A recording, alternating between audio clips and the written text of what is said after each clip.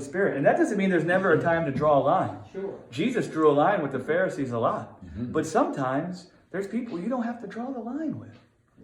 And you put them on the defensive when they don't need to be there. And they might have heard what you had to say if you didn't put them on the defensive immediately. Do you see what I'm saying? It's like you don't even give them. I'm a master at this. I promise you. Like Paul said, I'm the chief of people that do that. I just am. Right? My intent is only for the truth, though. Like I'm engaging with the pure heart, but that doesn't mean everything that comes out of that is born from above, and it doesn't mean that it can't be. I can't discern the situations better, right? And then I can't find more peace in what I'm doing.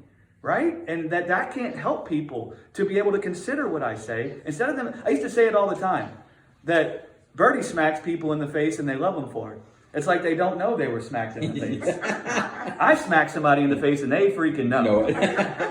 Well, look at Stephen. He called him stiff-necked. I forget what it was. Yeah. Uncircumcised. Uncircumcised, whatever. And must you forever be resisting the Holy Spirit? I mean, that's a pretty serious confrontation there. Yeah. It spoke to the people that were there, in particular Paul. Yeah, and so that was a time where the line had to be drawn. So don't take what I'm saying and try to work it like a principle and say, there's never a time where we draw the line. No, that's not what I'm saying, right? But what I'm saying is there's times where, you engage with a person and you can put them on the defensive when that's not helpful or needed in that situation, right? It actually works against the dynamic, right? I do much better one-on-one. That doesn't mean I get it right all the time. When I'm preaching, I find I tend to draw the line, right? And I pray about that all the time. Lord, if there's a time where I'm not need to draw the line that heavily, I'm available for you to iron it out, right? I actually feel like it's the Holy Spirit drawing a line from the pulpit. Yes. That the line needs to be drawn for the church right now. But one-on-one, the line doesn't always need to be drawn. I can sit and just talk with people, right? I don't have to put them on the defensive, right? And I used to get so shocked by people's reactions. They had a guy that come into the church one day when Bertie was ministering here. And the guy loves Bertie's ministry. And then he got confronted with these people in New Orleans that slander Bertie and I all the time. And he come here and confronted Bertie with all these things. And Bertie stopped and was like, well, what is it you're really asking? What is it you really want to know? Well, I'm just walking around happy, la la la, la la la. And he confronts me in the hallway. And just is all up in my face out of the blue.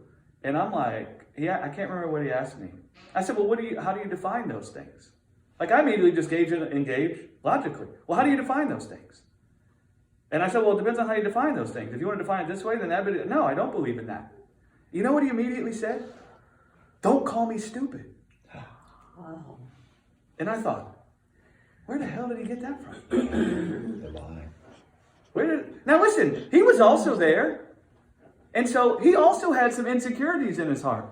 But I was there also. And the way that I just go at a thing, most certainly put him on the defensive. And I began rambling on about all these different details and all these different things. And I began weaving together the whole thing. And his head starts spinning, right? And then he's feeling stupid. Yeah. Because I'm talking about it well, how can we believe that because of this? And immediately, I must be stupid then.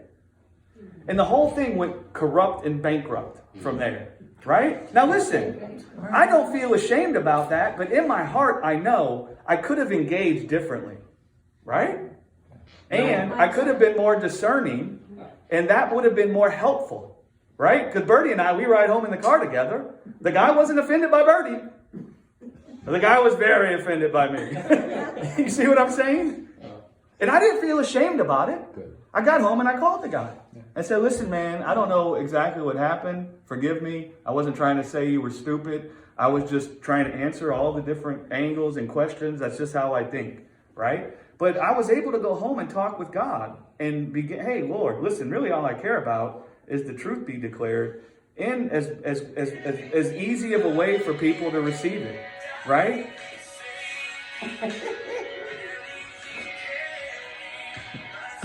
That's a good ringtone. I thought that was Jill's ringtone. Mine too. Oh, okay. I was like, how are you calling him right now? Y'all want to hear something? So we're talking about